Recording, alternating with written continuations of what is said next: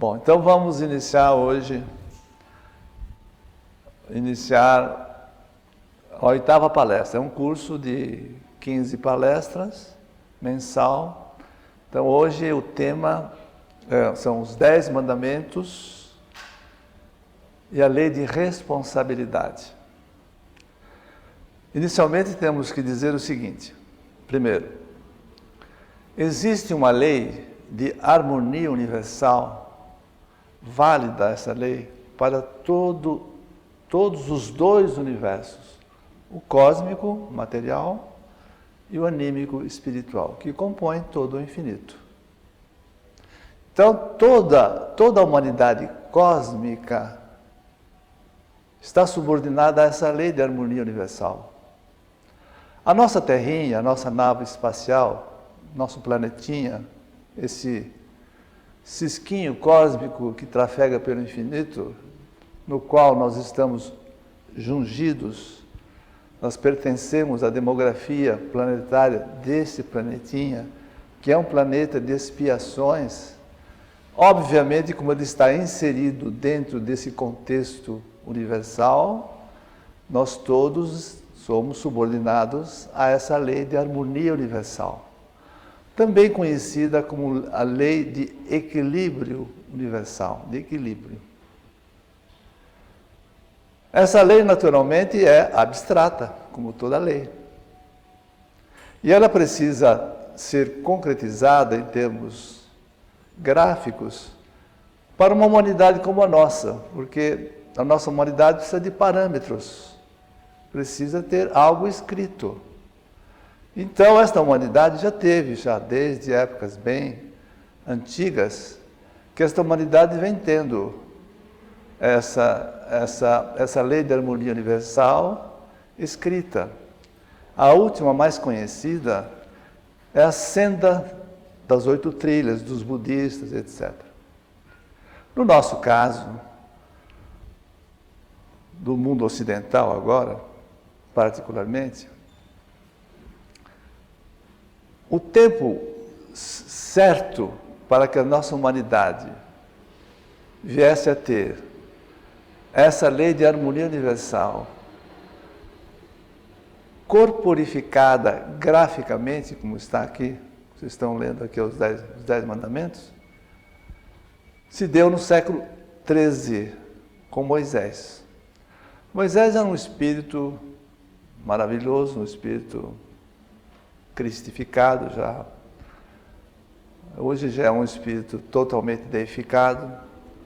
Na época, Moisés, que era um mestiço, filho de uma princesa Termutes, com um judeu, Tiago, né? Ele não é filho de uma cestinha, como ele costumava dizer quando estava encarnado, né?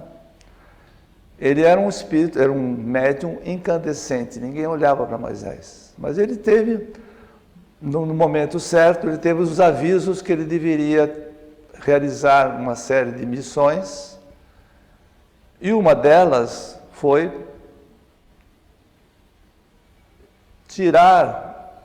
livrar o povo hebreu da escravidão. O povo hebreu estava escravo naquela planície de Goshen, lá no norte do Egito. Livrá-lo da escravidão, levá-lo esse povo para a Palestina, através daquele deserto, né? E segunda missão dele foi justamente subir no Monte Horebe, quando já estava em plena caminhada, subir no Monte Horebe, e lá ele recebeu via mediúnica o decálogo mosaico em 2 tábuas de pedra, cinzeladas em pedra, que são os 10 mandamentos, que mais tarde, 13 séculos depois, novamente o planeta precisou, a demografia planetária precisava de um modelo para viver aquela lei, para servir de parâmetro para todos nós. E veio a ser Jesus, por isso que Jesus disse que ele era a lei vivida. Quando disseram a Jesus, você está violando a lei, está derrogando a lei, ele disse, eu não vim derrogar a lei, eu vim vivê-la. Então Jesus é o modelo que veio viver essa lei, para servir de parâmetro para todos nós da demografia planetária. Esses 10 mandamentos, então, precisam ser bem examinados pela seguinte razão. Não seria viável colocar em 2 tábuas de pedra 10 mandamentos que fossem prolixos. Necessariamente ele teria que ser escrito de forma simples, concisa e genérica. Vamos explicar isso. Simplicidade, concisão e generalidade. Por quê? Porque os 10 mandamentos, primeiro, precisam ser memorizados. Se for muito longos, quem é que vai memorizar 10 testamentos longos? Ninguém memoriza. Então, para ser memorizados, tem que ser escrito de uma maneira simples. Concisa, porque não dá para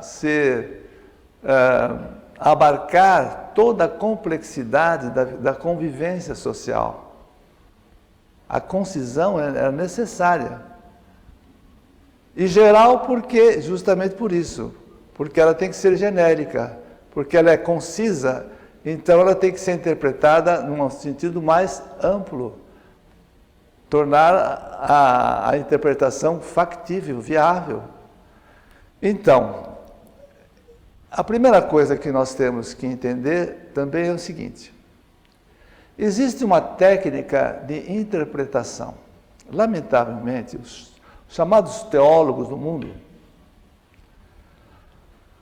esses religiosos profissionais, não têm um preparo muito grande no aspecto da chamada exegese da Bíblia. O Moisés escreveu essa Bíblia em 10 mandamentos, esses 10 mandamentos, e esses 10 mandamentos precisam ser interpretados. E a interpretação, necessariamente, precisa ser exercida com técnica. A Bíblia nossa deve ser considerada um sistema. O que é um sistema? É um todo que se sustém. Então a gente não pode examinar a Bíblia de maneira assim particular, trechos da Bíblia, sem a noção de conjunto. Porque senão a gente pega, são 73 livros, 46 no Velho Testamento e 27 no Novo. Se pegar certos trechos da Bíblia, como certas religiões pegam, não é? E certos trechos da Bíblia vão colidir com outros trechos em outros livros, isso, em termos de sistema, realmente fica contraditório. Não pode haver decisões, interpretações antagônicas, divergentes. É preciso ter uma ideia de sistema. Então, toda interpretação deve ser lógico-sistemática. Todo exegeta, ao examinar a Bíblia, tem que examinar sobre esse aspecto lógico, sistemático. Vamos dar um exemplo.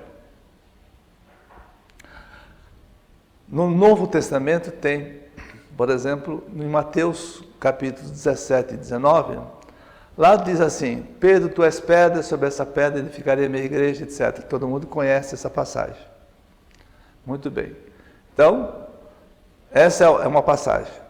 Agora, quando se vai ao Apocalipse, no capítulo 13, lá fala que essa instituição que se acha sucedânea de Pedro, lá diz que ela é a besta do Apocalipse, que está sentada sobre a cidade dos 7 montes. Fala no número 666, que é o número do papado. E lá fala claramente que ela é, como dizem os protestantes, a prostituta da Babilônia. Lamentavelmente é isso. Então, como é que pode haver essa divergência? Se não houver uma interpretação lógico-sistemática, fatalmente haverá essa divergência, e não pode haver divergência. Estou citando uma passagem ou duas passagens divergentes, mas há outras passagens divergentes. Então, toda a interpretação, além de ser assim lógico-sistemática, ela tem que ser tridimensionada. Hoje, em termos de hermenêutica, a teoria mais correta de interpretação de textos, sejam jurídicos ou outros, é sempre a chamada tridimensionalidade. O que quer dizer? Quando se vai interpretar um texto qualquer, é preciso verificar primeiro o texto. No caso da Bíblia, o versículo. Depois, os fatos subjacentes ao versículo, correspondentes. E a terceira dimensão é justamente a valoração. O que é valorar? É examinar todas as circunstâncias que envolvem aqueles fatos. Circunstâncias históricas, sociológicas, filosóficas. E dentro dessa tridimensionalidade e dessa lógica sistemática, é que cabe ao intérprete extrair toda a substância, todo o conteúdo inerente àqueles fatos ligados ao versículo. Não sei se eu estou sendo claro. Então, existe uma técnica que não pode deixar de ser realizada, e muitas religiões, como nós conhecemos, examinam textos de uma maneira gramatical. Leia o texto, está dito assim, como a gente vê nos estéreos pastores diariamente aí, está escrito assim, e desse jeito que tem que ser, chamada interpretação gramatical ou literal, também conhecida em latim com ipsis literis, que é um desastre, não é? Realmente desastrosa. Toda interpretação realizada gramaticalmente chega-se a equívocos terríveis. Então, a primeira coisa que nós temos que verificar antes de examinar os 10 mandamentos é conhecer um pouco dessa técnica de interpretação, que todos os teólogos deveriam conhecer e deveriam realizar. Esse é um caso.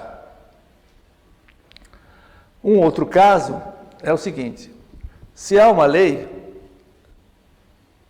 toda lei pressupõe a existência de uma responsabilidade para aqueles que têm que atender àquela lei.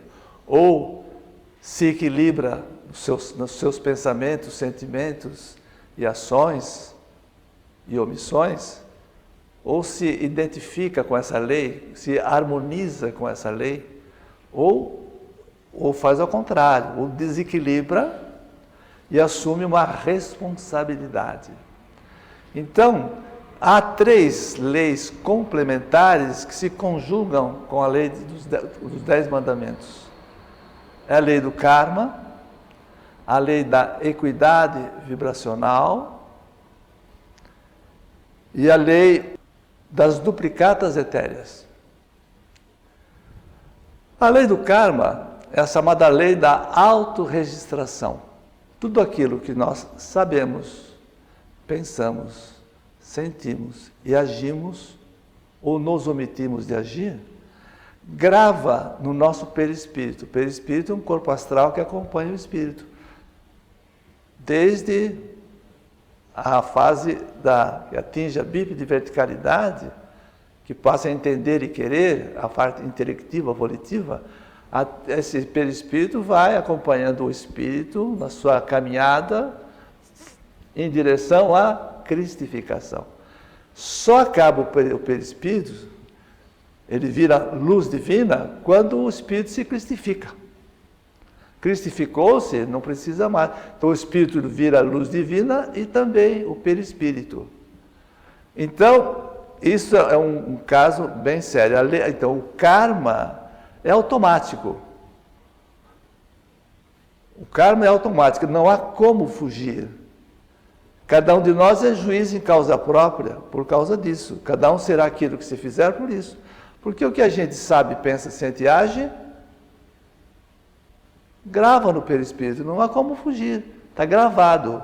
Não é como aqui na carne, em que qualquer coisa que a justiça humana tenha que realizar a sua parte, precisa ter provas. Prove, prove, prove. A coisa mais difícil do mundo é conseguir provas para justificar uma decisão judicial. Prove, prove, evidências.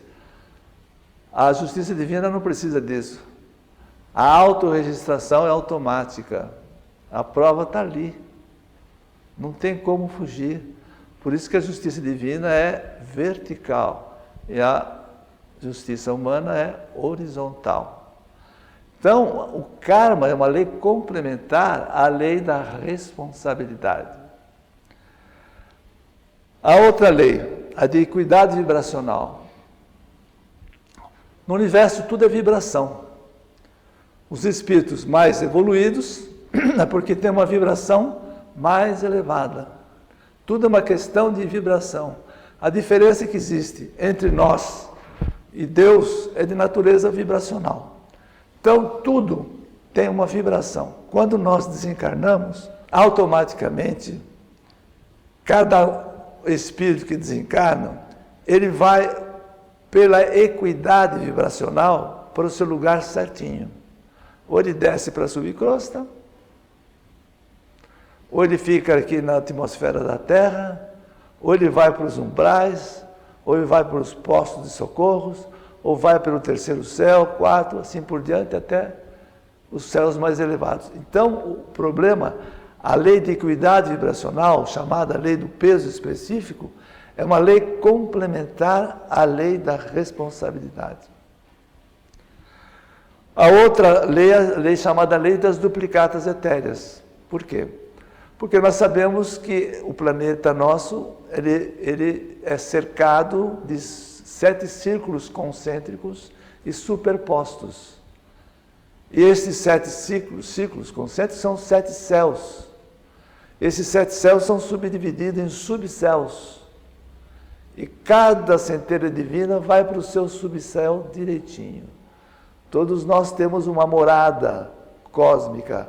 Ou nós estamos morando aqui ao rés do chão, na superfície da Terra, ou nós vamos morar em lugares assim, ou para baixo, ou aqui na atmosfera da Terra, um desses planos espirituais.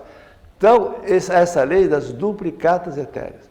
Então, essas 3 leis complementares devem ser examinadas em conjunto com a lei da responsabilidade.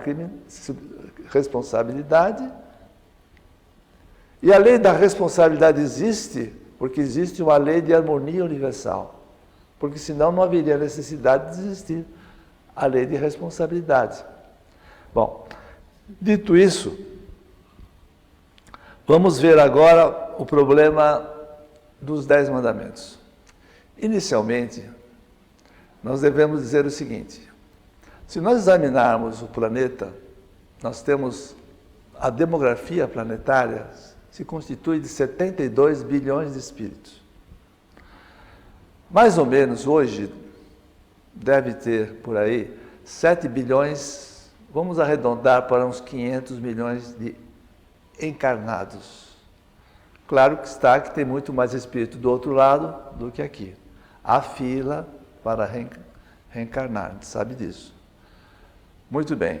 O que acontece é o seguinte: graças à ignorância espiritual que existe no planeta, graças aos religiosismos que colocam cabresto nas pessoas, que não ensinam certo e ensinam errado, ou a ignorância geral de muita gente, cética, materialista, negativista, etc.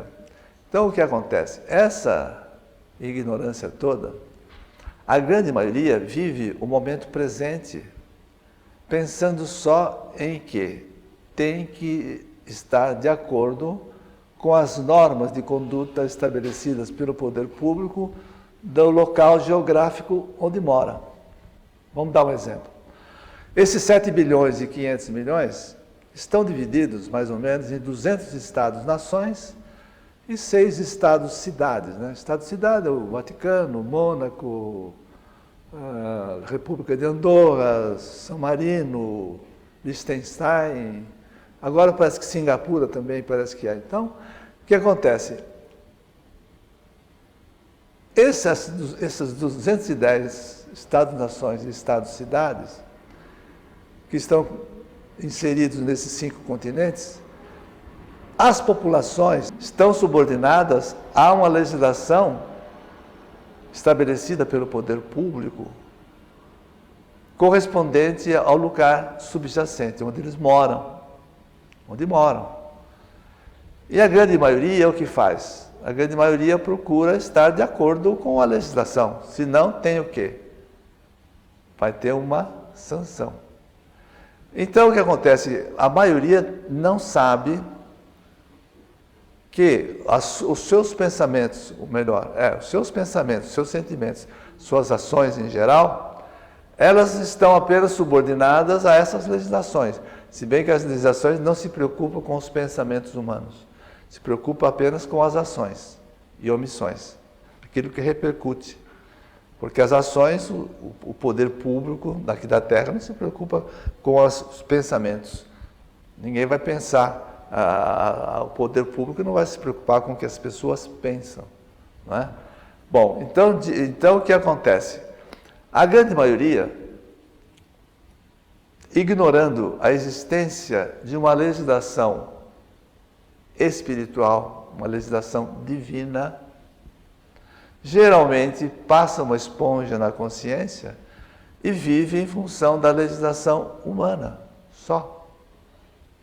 A grande maioria não percebe que está subordinada a uma duplicidade legislativa. Pode se enganar tremendamente a justiça humana, com facilidade até, mas não se engana a justiça divina. Bom, então, nós vamos verificar o seguinte: se há uma legislação humana e divina, a legislação pressupõe sempre uma sanção. Se estabelecer-se normas de conduta sem uma sanção, essas normas de conduta elas se tornam inócuas, inoperantes. Ninguém vai obedecer, não existe sanção. Tanto que a impunidade é um dos grandes motivos do excesso de atos ilícitos. Então, existe sempre uma sanção. E existe uma sanção humana e uma sanção divina. A sanção humana, se a gente fere uma lei administrativa, é uma função, uma sanção pecuniária, ou um crime que a gente cometa, uma reclusão, uma detenção. Então a sanção é em função das normas jurídicas que a gente aqui na Terra fere. Desequilibra, tem que reequilibrar. A sanção divina é diferente. A sanção divina é taliônica.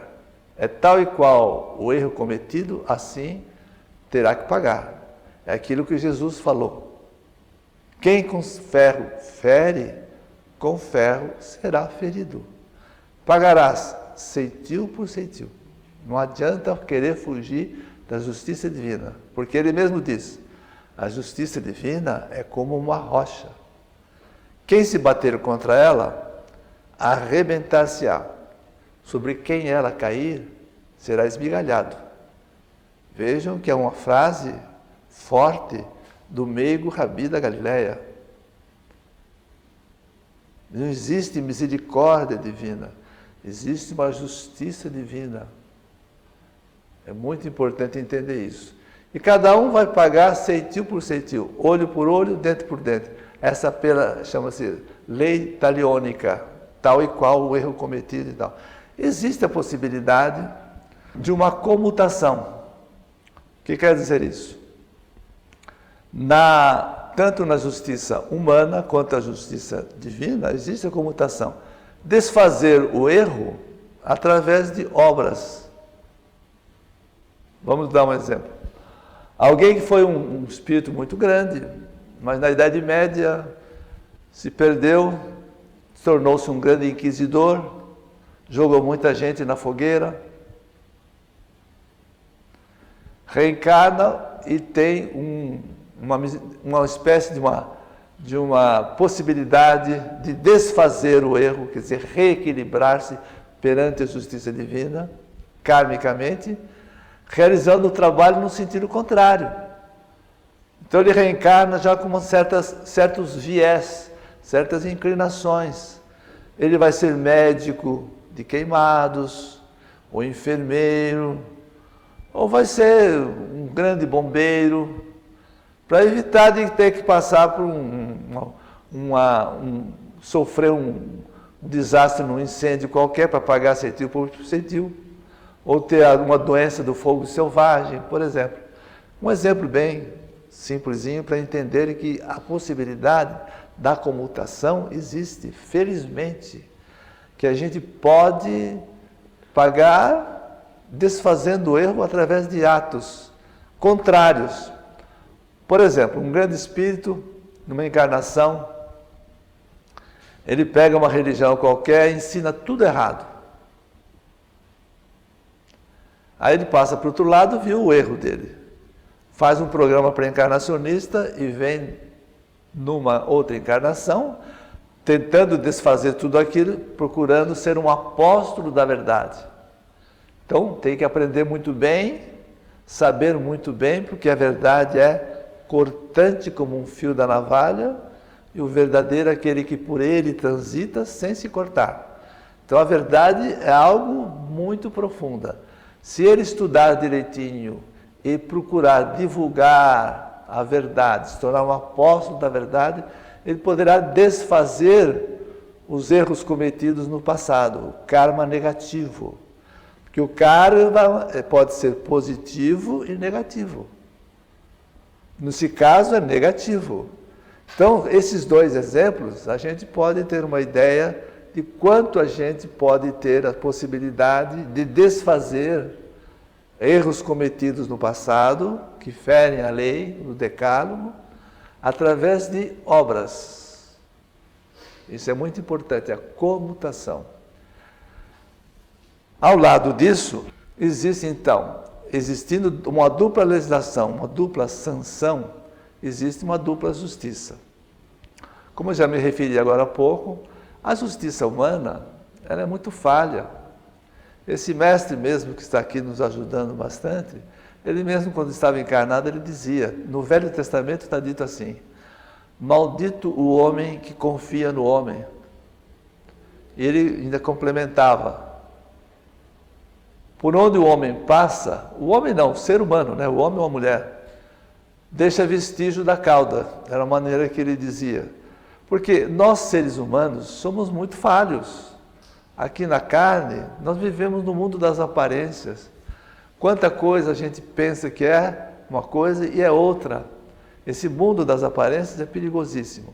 A justiça humana tem muitas falhas. É muito fácil para muita gente burlá-la.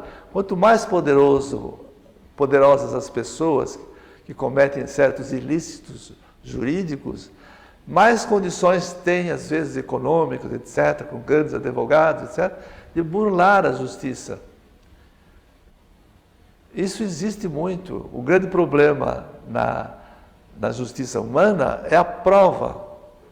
Prove. Muitos dizem assim, eu cometi certas falhas, cometi certos erros, cometi pecados, ou cometi crimes, mas não há prova contra mim, provem. E geralmente a justiça humana diz, por insuficiência probatória, o juiz diz assim, decreto uma sentença absolutória, porque indúbio pro réu. Se está em dúvida, então, pro réu. Então, a justiça humana é muito falha, é muito cheia de imperfeições, muito burocrática. A justiça divina não. Ela é horizontal, a humana. A justiça divina é vertical. É automática. Cada um de nós é juiz em causa própria. Não precisa de juiz aqui na carne, porque cada um de nós já é juiz. E a responsabilidade nossa é individual. A responsabilidade é individual, como está na própria Bíblia. Em Ezequiel, capítulo 14 e 18, Ezequiel diz mesmo lá que a justiça divina, a responsabilidade de cada centelha divina é individual.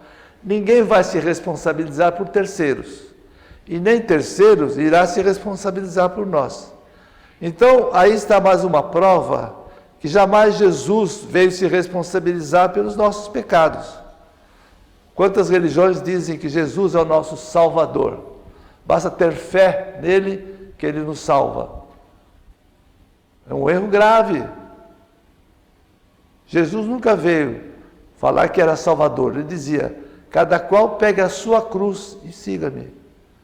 Cada um de nós é responsável. Não adianta muita gente que tem um conhecimento errado, equivocado, diz assim, que tem uma determinada religião muito conhecida, que diz assim, ou pensa assim: eu cometo os pecados que eu tenho que cometer, mas eu vou a um determinado prelado, eu confesso os meus pecados, eu me arrependo. Esse prelado diz assim: você reza algumas orações, põe uma bolachinha na boca, diz que Jesus está ali, e você, pronto, está limpo, os seus pecados estão limpinhos. Lavou, Jesus lava os seus pecados. Aí ele desencarna e vai parar lá nos quintos infernos. Como é que fica? Como está cheio de gente assim. É um equívoco muito grande. Se o prelado está errado, e essa instituição está errada, quem vai atrás também erra. Porque quem endossa erros, ajuda a perpetuar os erros. Então não adianta dizer que tem boas intenções. Boas intenções não significam felizes soluções. Então o problema da justiça humana é falha, mas a justiça divina não é. Essa é perfeita, é automática. Pelo fato justamente de existir essa ignorância quase que plena na humanidade, em razão desses conhecimentos fundamentais, são fundamentos que todos nós deveríamos conhecer. É coisa fácil isso que nós estamos dizendo, é coisa corriqueira, deveria ser. E, no entanto, não é, por causa dos religiosismos que ensinam tudo errado. E as pessoas vão atrás. Por essa razão é que vai ter que haver uma faxina boa para que haja um começo quase novo, que é o Apocalipse. Bom, então, diante desses fatores que nós examinamos, seja a lei de responsabilidade, as 3 leis complementares, essa duplicidade de legislação, sanção e justiça, vamos agora procurar examinar de uma maneira bem simples, sem muita retórica, esses 10 mandamentos que estão aí. Vamos fazer uma comparação dos 10 mandamentos existentes na Bíblia, essa Bíblia judeu-cristã, como está aqui e como, na verdade, Moisés escreveu. Vamos explicar isso. O Moisés, quando recebeu o Decálogo, após a saída dele da carne, no Monte Nebo, que não deixou túmulo cheio, como todo mundo sabe,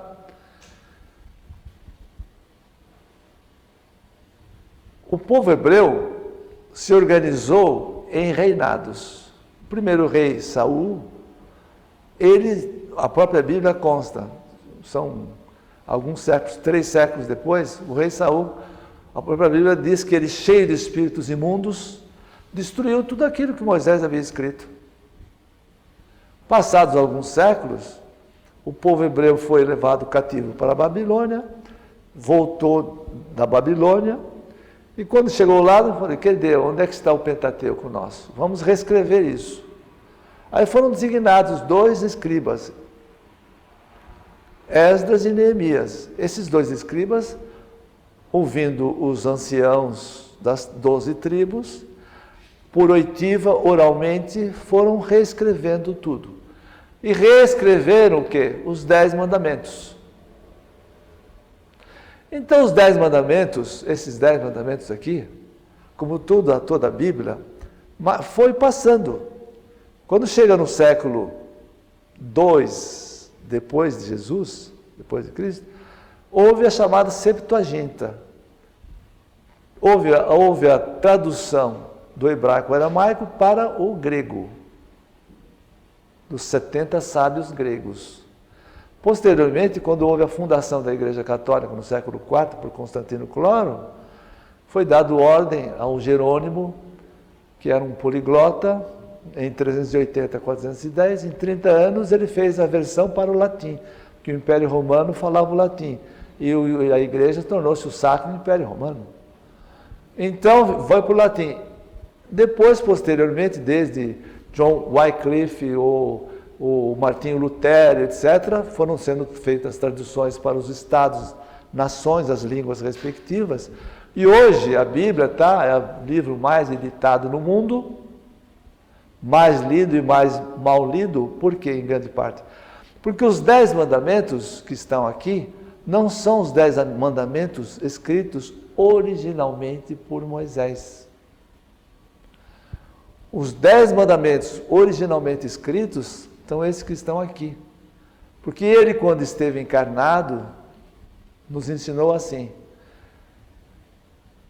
mexeram na lei. O que eu escrevi com Moisés não é isso que está aqui na Bíblia.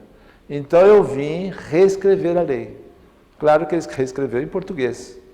Quando ele esteve, como Moisés era em hebraico, aramaico. Ou até numa língua dele, egípcia, etc. Mas agora está em português, claro. Mas os 10 mandamentos traduzidos, digamos assim, originalmente são esses. Então, para a gente examinar esses 10 mandamentos aí, de uma maneira bem sucinta, bem compactada, é preciso examinar o que consta aqui, os mandamentos, não é? Que estão aqui, praticamente um terço aqui da página, estão os 10 mandamentos. Quando, na verdade, perdeu toda a simplicidade e concisão. Na verdade, aqui, os 10 mandamentos daqui, só o 6º, 7º e o 8º é que são autóctones, não foram modificados. Não matarás, não cometerás adultério e não furtarás. 6º, 8º, 7º e 8º. Os outros 7, houve mudanças, houve modificações. Ainda assim, quais são as religiões que falam nos 10 mandamentos? Hoje em dia, ninguém vê uma religião falar em 10 mandamentos. Não vê. E é a lei básica, é a lei de Deus. Por isso que essa lei teria que ser espalhada pelo mundo inteiro, para que todos tenham conhecimento dessa lei. Bom, então vamos ver. Eu vou tentar explicar assim rapidamente, fazer uns comentários bem rápidos, bem genéricos, a respeito da lei como está na Bíblia e no original. Sempre lembrando também que, sendo a lei simples, concisa e genérica, não dá para a gente interpretar os textos da lei, o texto da lei, de uma maneira assim literal, gramatical. Senão ela fica muito pobre. É preciso, por quê? Porque a realidade social, ela é caleidoscópica, ela é multifacetada, ela é muito rica. Não dá para a lei examinar casuisticamente todos os fatos da realidade social. Não é possível. Então é preciso interpretar, aí que está, de uma maneira às vezes mais ampla, uma forma mais extensiva. Senão não dá para entender muitos fatos ilícitos comparando com o que está na lei. Então vamos tentar examinar um pouquinho, explicar alguma coisa. O primeiro mandamento na Bíblia diz assim: Eu sou o Senhor teu Deus, que te fez sair do Egito, casa da servidão. Não terás outros deuses diante de minha face. No original que aí está, eu sou o Senhor teu Deus, não há outro Deus. É muito simples. Até Moisés existia muito o politeísmo. Acreditavam em múltiplos deuses. Geralmente deuses, estátuas, né? E o Moisés veio dizer justamente isso, né? Eu sou o Senhor teu Deus, não há outro Deus. Há exemplos na história de grandes espíritos que vieram à carne tentando explicar esse monoteísmo mosaico. Um deles, o mais conhecido, o mais difundido, é o Sócrates. O Sócrates viveu alguns séculos depois de Moisés. Moisés foi século XIII, o Sócrates foi no século V, na Grécia, né? Sócrates era um espírito maravilhoso, hoje ele faz parte da direção planetária, tudo. Um espírito maravilhoso, não é? Que não escreveu nada. Nós conhecemos o que há de Sócrates através dos diálogos de Platão, que o Platão foi um discípulo de Sócrates. E também de Xenofonte, que também foi discípulo dele. O Sócrates era um espírito tão grande que ele andava pelas ruas de Atenas ensinando só jovens. Ele trabalhava mais com jovens, porque ele achava que os adultos já tinham a cabeça formada.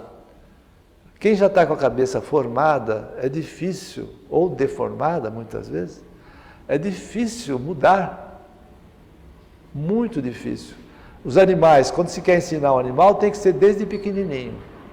Os animais de circo, elefantes, tudo isso, porque se quiser ensinar adulto, é quase que impossível. O próprio Salomão dizia, se a mãe com o leite materno ensinar a verdade ao seu filho, jamais se esquecerá. Então é desde pequenininho assim. E ele trabalhava com jovens. E ele nunca deixou de ensinar de uma maneira a chamada maêutica, que era que cada um deveria dar a luz de si mesmo. Quer dizer, ele não ensinava nada. Ele conduzia os discípulos a raciocinarem e darem a luz de si mesmo. Cada qual é que iria descobrindo a verdade individualmente, de dentro para fora, do templo interior da consciência. O grande templo de toda a centelha divina é o seu próprio corpo, é lá dentro. Então o Sócrates, ensinando a verdade, ensinou a existência de um único Deus, ligado a Moisés. O que aconteceu com ele? Os religiosos da época, na Grécia, eram 3 acusadores de Sócrates, disseram que ele estava levando a juventude, corrompendo a juventude, ensinando a existência de um único Deus, ao invés dos deuses da cidade. Porque os deuses da cidade, na antiga polis grega, Atenas, que eles estavam, eles acreditavam que olhando para o Monte Olimpo, de onde deu a Olimpíada, o Monte Olimpo, eles viviam ali. Eram deuses de forma humana, e que depois eles reproduziam em escultura, que eram de belos olhos, mas sem pupilas, sem cérebro, eram cegos, mudos, surdos, não tinham cérebro e não tinham espírito. Não é? É um tipo de politeísmo totalmente contrário ao que Moisés havia deixado. E ele acabou sendo acusado, e foi se defender no chamado Areópago, que era o Tribunal dos 500, e foi derrotado. Ele mesmo fez a chamada apologia socrática, ele fez a sua autodefesa perante o Areópago, e foi condenado a 280 votos contra ele e a favor 220. Então foi condenado a quê? A morrer, condenado à morte. Que jeito? Tomando veneno, a chamada cicuta, não é? Bom, então para ver como as coisas se dão. Então, O Moisés veio deixar o quê? A existência de um único Deus. Eu sou o Senhor teu Deus, não há outro Deus. É o princípio único. É o princípio único. Algumas religiões confundem Jesus com Deus. Não é? Quantas religiões dizem Jesus Deus? Não é. Jesus jamais se disse Salvador e Redentor de ninguém e também nunca se disse Deus, porque ele sempre se disse o Messias, o enviado de Deus. Ele sempre se disse o enviado de Deus. Não é? Porque quando chamavam Jesus de bom, ele dizia, por que me chamas tu bom? Bom, só Deus o é. Ide e pregai, falar para os apóstolos, ide e pregai. Quem vos receber, a mim recebe. E quem a mim recebe, recebe aquele que me enviou. Na última ceia, ele diz, não se preocupem comigo, eu vim de meu Pai e volto para o meu Pai. Então Jesus nunca se disse o Pai, nunca se disse Deus. E quantas religiões aí confundem Jesus? Mas confundem e ainda dizem que ele é filho de Deus, ora ele é Deus, né? 3 pessoas numa só. Coisas confusas assim, que confundem todo mundo e vira mistério da Santíssima Trindade, quanta coisa errada, ferindo o princípio, o primeiro mandamento. E esses prelados todos que fazem isso, estão gravando no seu perispírito essas inverdades que se propagam e fica um círculo vicioso e a humanidade chegou a desembocar nesse século XXI do jeito que está, totalmente ignorante, por causa do ensino errado. Em razão dessa grande falha, esse grande equívoco, a maioria dos religiosos profissionais não desencarnam bem, porque ao invés de encaminharem, desencaminham, em vez de guiarem, desguiam, erram e induzem as pessoas a errarem também. Olha a responsabilidade de quem não entende bem isso. É simples, é simples. É fundamental, é fundamental. Isso é fundamento que qualquer uma pessoa deveria saber. E quantos sabem? Poucos. Por que são poucos? Porque a grande maioria também não quer saber. E quando procura saber, encontra gente que ensina errado. Quando as coisas são muito simples. O segundo mandamento. Não farás para ti escultura, nem figura alguma do que está acima dos céus, ou embaixo sobre a terra, ou nas águas debaixo da terra. Não te prostrarás diante delas, e não lhes prestarás culto. Vejam, isso está na Bíblia. E não tem uma determinada religião aí que vive obrigando as pessoas a errarem? Não é? Quanta gente não vai atrás de estátuas por aí, fica se ajoelhando diante de estátuas? Quanta gente vai fazer certas peregrinações? Aparecida do Norte faz uma peregrinação para se ajoelhar diante de quê? De uma estátua descoberta no Rio Paraíba do Sul, no Paraíba, em que deu muito peixe naquele dia e veio uma estátua junto, virou santa. E aí aquela peregrinação toda. A Maria aparece em Fátima, em vez de eles, com os videntes de Fátima, em vez de admitir a evidência e tudo mais, não, vão fazer uma estátua, vira peregrinação, vira turismo religioso, dinheiro. Lourdes, no sul da França, mesma coisa. Sempre estátuas. Por quê? Não te prostrarás diante dela. O próprio Paulo de Tarso dizia, não vos ajoelheis diante de simulacros mudos. Fere a lei. Ninguém é contra o escultor, o pintor, o especialista em artes plásticas, nada disso. Agora, Pode-se fazer uma escultura maravilhosa e admirar? Pode, mas não adorar estátuas, se ajoelhar diante de estátuas. Está ferindo a lei. Bom, o terceiro mandamento. Vou andar um pouquinho rápido.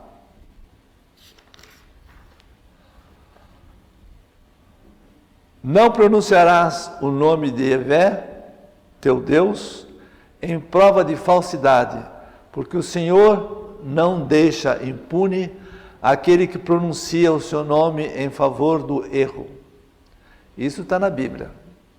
No original, não pronunciarás em vão o nome de Deus. Todos nós sabemos que Deus não tem nome, pronto, já todo mundo sabe disso. Ele é inominável. Mas nós temos que nos referir a Ele, então, quando nos referimos a Ele, nós chamamos de Deus, Pai Divino, não é? Yahvé, tem uma porção de denominações para nos referirmos a Ele. Mas, todas as vezes que nós nos referirmos a Ele, nós temos que referir com muito cuidado. Não pronunciarás em vão o nome dEle. Está cheio de gente aí que, de uma maneira distraída até, não maldosa nem nada, mas por ignorância, para justificar a sua confiabilidade ou credibilidade, jura por Ele toda hora. Não pode isso. Fere a lei, desequilibra. Desequilibrou, fere a lei de harmonia. Então é bom lembrar o seguinte: quando nós estamos ferindo essa lei aqui, não é essa lei que nós estamos ferindo, nós estamos ferindo a lei de harmonia universal. Certo? É a lei de harmonia universal que nós estamos ferindo. Corporificada graficamente aqui. Entenderam? O reequilíbrio é a lei de harmonia universal, a lei do equilíbrio universal. Bom, se nós fôssemos a levar ao pé da letra isso, então o Michelangelo que fez a estátua de Moisés, que falou aquilo, Moisés, parla e tal, aquela coisa toda, ninguém precisa ficar ajoelhando diante de Moisés, mas pode admirar o escultor, um Rodin e quantos outros escultores, pintores, etc. É outra coisa. Tenho tantos óculos aqui que estão me atrapalhando. Quarto, lembra-te de santificar o dia do sábado. Na Bíblia, né? Trabalharás durante 6 dias e farás toda a sua obra. Mas no 7º dia, que é um repouso em honra do Senhor, teu Deus, não farás trabalho algum, nem tu, nem teu filho, nem tua filha, nem teu servo, nem tua serva, nem teu animal, nem o estrangeiro que está dentro de teus muros. Vejam o casuísmo todo, a prolixidade que está aqui na Bíblia. Por quê? Porque isso é fruto do quê? Do que esses anciãos passaram para esses 2 escribas. E deu nisso. Não foi de Moisés. O que Moisés falou é: terás um dia da semana para descanso e recolhimento. É muito fácil entender isso. Os judeus, os mais ortodoxos, claro, né? Eles usam, a Bíblia usa esse decálogo aqui. E o sábado para eles é sagrado. Os judeus mais ortodoxos, eles não fazem nada no sábado. Então, se depender deles, a humanidade toda, não fazendo nada, as UTIs fecham, os prontos-socorros, as salas de cirurgia, a polícia fecha, os bandidos saem na rua toda aí assaltando, pega fogo num quarteirão qualquer, os bombeiros, hoje é sábado, não vou lá apagar, pega a cidade inteira. Absurdo isso. Os próprios protestantes que levam a sério, o protestante, eles dizem que a Bíblia é a palavra de Deus. E mas não naquilo que foi modificado. Por isso que precisa interpretar direitinho. Os protestantes sabatistas, eles também fazem a mesma coisa que os judeus. Não fazem nada, não mexem uma palha. A esse respeito, por exemplo, Jesus foi acusado na época dele.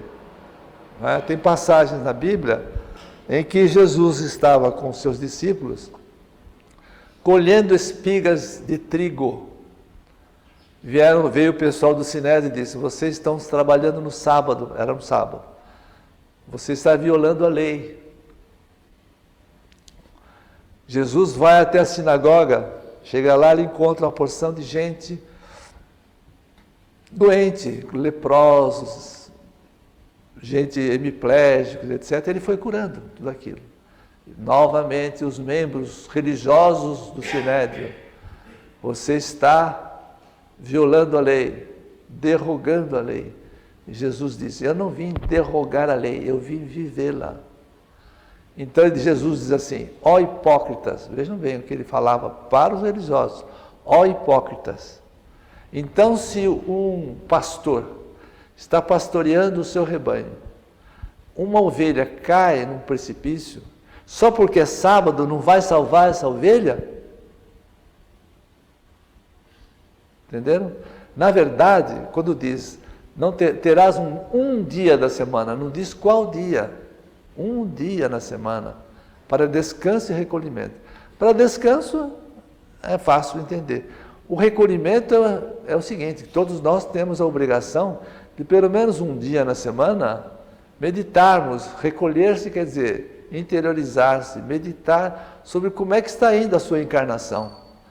A rigor, o ideal é pensar todos os dias, porque não adianta nada a gente chegar no último dia da semana e verificar quantas bobagens nós fizemos durante a semana. Então, eu acho que é melhor examinar todos os dias, porque senão a gente fica repetindo toda a mesma coisa. Nossa, semana passada eu fiz tudo errado, aí chega a outra semana faz, não pode. É melhor fazer um pouquinho de cada vez, não deixando, claro. Na verdade, a grande maioria deixa esse último dia da semana não para o recolhimento, mas para o entretenimento. A maioria vai passear, vai fazer uma porção de coisas, o que é útil, o que é bom. Ninguém pode ser contra isso. Quem trabalha o tempo todo e tal. Mas há uma passagem do Paulo de Tarso que diz assim: importa que façais algumas coisas sem olvidar outras. Dá para conciliar, não é? Precisa conciliar. Muito bom.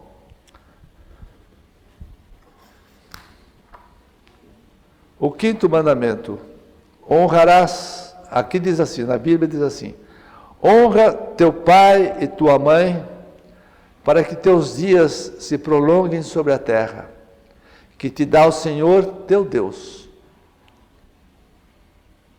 No original, honrarás pai e mãe. É claro que aí também você vê poucas palavrinhas, né? Honrarás pai e mãe. Quanta coisa pode ser extraída daí? Tem que ser uma interpretação ampliativa. Só honrar. Então a pessoa diz assim: passei a vida inteira judiando do meu pai, da minha mãe e tal, mas eu honrei, sabe? Todas as vezes que precisava falar bem deles, eu falava, não sei o quê. Não é assim. Não pode ser interpretado assim. E se honrarás pai e mãe, eu acho que tem que ter uma expansão, uma interpretação muito maior. Tem que cuidar deles na velhice, por exemplo, não abandoná-los nem nada. Né? Os próprios pais e mães também têm que educar bem os seus filhos. Né? Tem uma série de coisas que têm que ser interpretadas. O próprio Jesus, na época que ele estava pregando, tem uma passagem bíblica em que vieram dizer para ele: mestre, o seu pai, aliás, a sua mãe e os seus irmãos estão lá fora te chamando. E Jesus estava pregando, falando, fazendo a sua palestra lá. E Jesus teria dito, ou disse: quem é minha mãe e quem são meus irmãos? Minha mãe e meus irmãos são aqueles que ouvem a lei e a praticam. E muita gente acusou Jesus: então você está ferindo, honrarás pai e mãe. Não é nada disso. Então Jesus ia ferir a lei? Então precisa ter muito cuidado com as interpretações, né? Por isso que eu digo que a interpretação tem que ser tridimensionada, né? e lógico-sistemática. Vou correr um pouquinho. Sexto mandamento eu vou deixar para daqui a pouco, que tem um pouco mais de complexidade. O não matarás. O sétimo, vou pular, daqui a pouco eu examino. O sétimo mandamento, não cometerás adultério. Na Bíblia, né? E como Moisés escreveu, não cometerás adultério. É claro que a palavra adultério aí também, né? É uma única palavra. Se nós formos levar o pé da letra aqui ao resto do chão, qualquer jurispenalista vai dizer, eu não cometi adultério nenhum. Então, passa um esponja na consciência e faz uma porção de outras coisas equivocadas, não é? Esse adultério também, não é só sobre o aspecto da monogamia, preservar a fidelidade dos cônjuges e tal. Não adulterarás nada.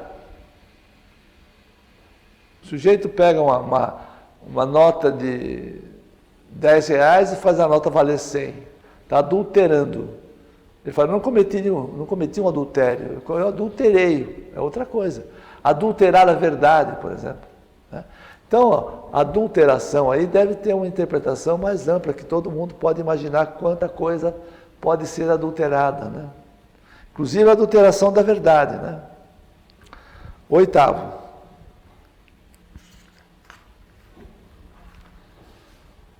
Não furtarás. É outro, né? Todo mundo sabe que na justiça humana está dito assim, furto, o crime de furto quer dizer o seguinte, subtrair coisa alheia móvel. Isso é furtar. O sujeito está no ônibus, furta a carteira do outro, chamado punguista, né? Ou um furto qualquer. Quanta gente pode dizer assim, eu não furtei nada, eu apenas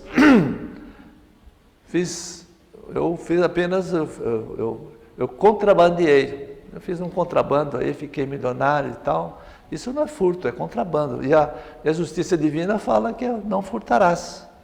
Essa tipicidade existente na justiça humana não pode ser aplicada no caso da justiça divina, senão quantos crimes contra o patrimônio, não é, são realizados e ficariam fora, não é? O mais certo, uma interpretação mais elástica, não te locupletarás a custa alheia. Não se locupletar quer dizer o seguinte, ninguém pode enriquecer o seu patrimônio subtraindo do patrimônio do seu irmão, ou pessoa física ou pessoa jurídica. Exemplo, mensalão, é um caso típico, né? Os mensalões não furtaram nada, furtaram? Não estão presos aí? Não se locupletaram a custa do erário público, do povo? Então os mensalões podem dizer, bom, a justiça divina não me condena, e vocês vão me condenar? A justiça divina assim, não furtarás. Eu não furtei. E aí? Não é bem assim. Então tem que ter uma interpretação mais ampla, né? Esses são exemplos, né? O 9º mandamento. Não jurarás falso. Dizei somente sim se é sim, não se é não. Não levantarás falso testemunho contra o teu próximo. No original do Moisés, não darás falso testemunho. É verdade, é a coisa mais simples do mundo. O problema da fidelidade é a verdade. Então é preciso sempre dizer a verdade. Jesus dizia, né? Dizei sempre sim, se é sim, não se é não. Mas a gente também não pode levar o pé da letra. Suponhamos que um médico chegue na presença de um doente terminal. Está vendo que ele está por um pouquinho. Ele vai chegar para a família e dizer, olha, ele está por um pouquinho, já. Ou vai o próprio cidadão lá, você está quase morrendo, fica firme aí que você vai morrer já. Não dá, não é? É chamada mentira piedosa. Até nas nossas reuniões espirituais, esse mestre, quando alguém vinha, não é? Todo lacrimoso, assim, dizendo, olha, eu perdi meu pai, outro perdi minha esposa, perdi minha mulher. minha mulher, um ente querido, e ele via que esse ente querido desencarnou e ia parar lá na subcrosta, ele nunca dizia assim, ele foi parar na subcrosta, senão essa pessoa ia sair pior do que chegou. Ele dizia, vão orando, a família que vá orando, assim que ele falava. Quando ele falava assim, vão orando, eu já sabia, esse já empacotou. Entenderam bem? É mentira piedosa. Não dá para ser sim, sim e não, não. Não é? Para os médiuns é importante os médiuns saberem disso. Porque ele sempre dizia, ninguém deve vir a nós e sair de nós, da nossa presença, pior do que chegou. A gente tem que ter um pouco de misericórdia com as pessoas. Então não dá para ser sim, sim, não, não. Nem sempre. Não é? O 10º. Eu vou correr um pouquinho, hein? Isso aqui dá para falar umas 2 horas, cada um desses aqui, mas tem que correr. Não cobiçarás a casa do teu próximo, nem a mulher do teu próximo. Só a mulher e o homem, não? Nem seu escravo, nem sua escrava, nem seu boi, nem seu jumento, nem nada do que lhe pertence. Não é bem assim. Isso é coisa, não é esse casuísmo todo. É simplesmente, não desejarás o que é do teu próximo. Não desejar. Por quê? Porque o desejar, a justiça humana não se preocupa com os nossos pensamentos. Nós podemos desejar uma porção de coisas. Desejar um carro de alguém, desejar uma casa e tal. Se você deseja só, mas você não executa, você não vai lá furtar o carro, não vai furtar a casa, a justiça humana não se preocupa com isso. Os próprios italianos diziam, pensiero não paga gabela. Pensamento não paga imposto, como eles falavam, né? Então a justiça humana não se preocupa, mas a justiça divina sim. É preciso ter cuidado com os pensamentos.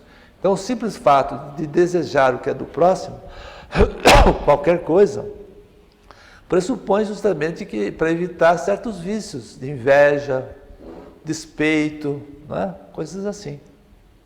Bom, o 6º mandamento é o não matarás. Esse aí é muito amplo, dá para ficar um mês inteiro falando sobre esse assunto, o não matarás. Porque o não matarás há N situações. Por exemplo, o suicídio. Todos nós temos o nosso corpo, é a ferramenta do espírito. Então nós temos a obrigação de tratar bem do nosso corpo. A autoestima é importante. É preciso tratar bem da gente para poder tratar bem os outros. É ponto pacífico isso. A pessoa que por uma situação difícil na vida, que tem muita gente assim, e não tem uma noção exata de que é muito pior o outro lado para quem suicida do que se ele ficar na carne, muita gente acionaria os seus freios inibitórios e evitariam de suicidar. Vejam, estatística desta semana no Estadão. Cada 40 segundos há um suicídio no planeta. Se multiplicarmos esses 40 segundos e tal, né, vai fazendo os cálculos, vezes por dia quantos se suicidam, quanta gente se suicida no planeta. É uma coisa incrível. Olha, só na China, mas há uma estatística na China que há uma média na China de quase 300 mil suicídios por ano. A grande maioria é de mulheres. Na China, mulheres. Principalmente camponesas, que vivem nos campos, etc., porque tem raticidas, tem venenos e tal. Né? E no mundo inteiro há muitos suicídios. Então, vejam, e existe o vale dos suicidas. Quem desencarna se suicidando, há suicídio que é repentino, assim, o sujeito resolveu, se atira de uma ponte, se atira de um viaduto, debaixo de um trem, o que for. Mas o chamado suicídio, vamos dizer assim, mais lento, os vícios. Quem fuma diariamente, fatalmente ele vai ter que diminuir a sua encarnação. Ou não. E está cheio de gente fumando o dia inteiro aí. Quem se vicia com narcóticos, por exemplo, Quantos vícios, hoje em dia, quanta coisa tem, crack, cocaína, quanta coisa. É um suicídio lento isso. A pessoa está antecipando a desencarnação. Há um programa pré-encarnacionista para cada um de nós. Todos nós temos um programa. Ninguém veio passear aqui na Terra. Todo mundo tem uma programação. Se a gente antecipa a desencarnação, nós somos responsáveis. Saibamos ou não. Porque a justiça divina é aquilo que Jesus falou. É como uma rocha. Quem se arrebenta. Entenderam bem? Volta às vezes em outra encarnação para vencer. Já vem com aquele viés de suicídio. Até vencer. Tem gente que vai repetindo o suicídio várias vezes. Nas várias encarnações. É muito comum isso. Um outro assunto que está na berlinda, inclusive política no Brasil, é o aborto, né? O aborto é um caso típico, né? O aborto é justamente evitar que aquela gestação ocorra, vingue, né? Não ocorra. Impede a encarnação de alguém, o aborto. Agora, é um assunto tão delicado que as próprias religiões têm lá suas posições, sabe? Por causa do não matarás. Não é?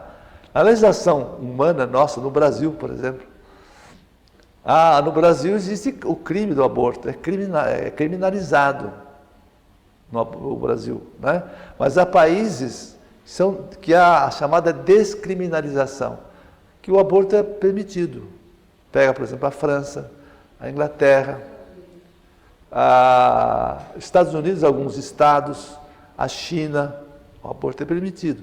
Então, tem países que o aborto é permitido. O Brasil, por exemplo, que é o nosso caso, todos nós, existem umas estatísticas estimativas, não existe uma estatística correta. Por quê? Porque no Brasil, pelo fato de ser crime, existem os abortos clandestinos. Há clínicas abortivas clandestinas. Isso prejudica muito, porque o tratamento dado a essas gestantes é lamentável. Então, muita gente desencarna decorrente de aborto. E hoje em dia, do jeito que a mídia está fazendo com que haja essa sexualidade precoce, que menininhas de 12, 13 anos já estão fazendo sexo por aí, está havendo um problema sério. Muito sério. No Brasil, um problema seríssimo. Tanto que as feministas, né, sempre, né, Betty Friedman, Simone de Beauvoir, que foram as que começaram, e quanta gente por aí, dizem o seguinte: ao Estado não cabe legislar sobre o corpo da mulher. Quem manda no corpo da mulher deve ser ela. Ela que deve saber se deve ou não abortar. Ela assume a responsabilidade. Então seria uma descriminalização. Então isso aí está sendo estudado no Brasil, as religiões são contra, tem projeto no Congresso, tramitando, não para, até os próprios candidatos do Brasil são toda hora solicitados a se manifestarem, se é contra, a favor, tem problema de religiosismo e tudo mais. Então o aborto é um caso muito sério. Vejam, por exemplo, alguém no Brasil que diz assim: bom, eu quero abortar, mas é proibido. Pega um avião, se tiver condições, vai para a França, vai para a Inglaterra e faz lá, direitinho, sem problemas. Agora, um assunto importante, o obstetra. Um obstetra famoso, que tenha muitos clientes, ele corre um sério risco de sair da carne com quantos abortos, se for considerado crime, perante a justiça divina? Quantos? Quanto mais competente ele for, mais, não é? É um perigo. É preciso verificar isso. É aquilo que o Paulo de Tarso falou: há muitas coisas posso, mas nem tudo me convém.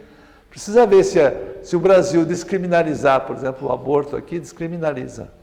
Então, as clínicas abortivas serão naturais, o próprio Estado pode fornecer, SUS e tudo mais. Agora, o problema é o seguinte: o obstetra. O Estado pode obrigar o obstetra a realizar abortos se a convicção dele espiritual diz que não?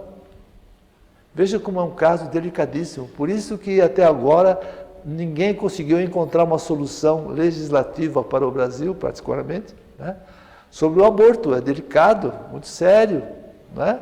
No Brasil há 2 casos de possibilidade de aborto, chamado aborto necessário, né? O aborto necessário é o seguinte: quando a mulher corre risco de vida, há 2 direitos que se contrapõem. O direito dela de sobreviver e o da criança de nascer. Aí a própria legislação diz, olha, cabe a ela decidir nesses casos. Cabe a ela decidir se ela prefere abortar ou não. Chamado aborto necessário. E o aborto resultante de estupro. Pouca gente sabe, mas toda criança, até os 14 anos, qualquer criança seduzida é considerada uma presunção de estupro. A partir de 14 anos até os 18 é sedução, né? Sedução. Mas estupro, então, a mulher que estiver gestando uma criança, um embrião, que for resultante de estupro, o Estado permite que ela, se quiser, se for realmente resultante de estupro, a gestação dela, ela pode abortar. São os 2 casos. Bom, esse é um caso, né? Como? Tem o problema da anencefalia, né? Com a ultrassonografia, bem lembrado, com a ultrassonografia, hoje em dia as mulheres ficam numa situação até difícil, porque toda mulher quer saber com antecedência, né? Qual é a criança que vai nascer, se é masculino, feminino, quer arrumar nome, não sei o que e tal. E tem problemas. E se a criança está sem cabeça, o nascimento é inviável, não é? Hoje a justiça já tem permitido a chamada anencefalia. Vai nascer sem cabeça, vai nascer morto, é nato e morto, né?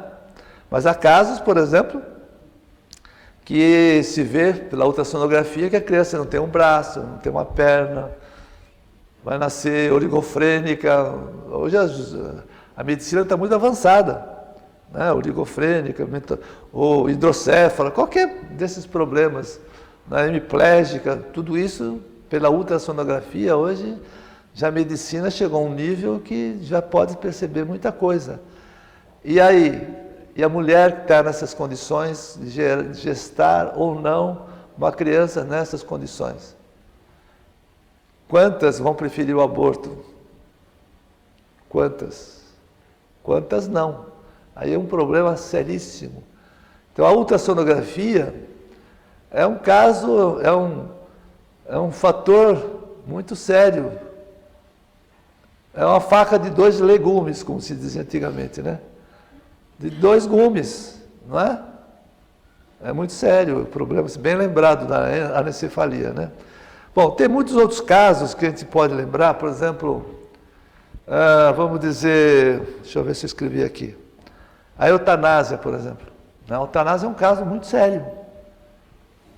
Quando o doente está terminal, né, pode haver 2 situações. Os médicos têm a obrigação deles, ética, né, de ligar os aparelhos e prolongar ao máximo a vida do paciente, né? Essa é a obrigação do médico.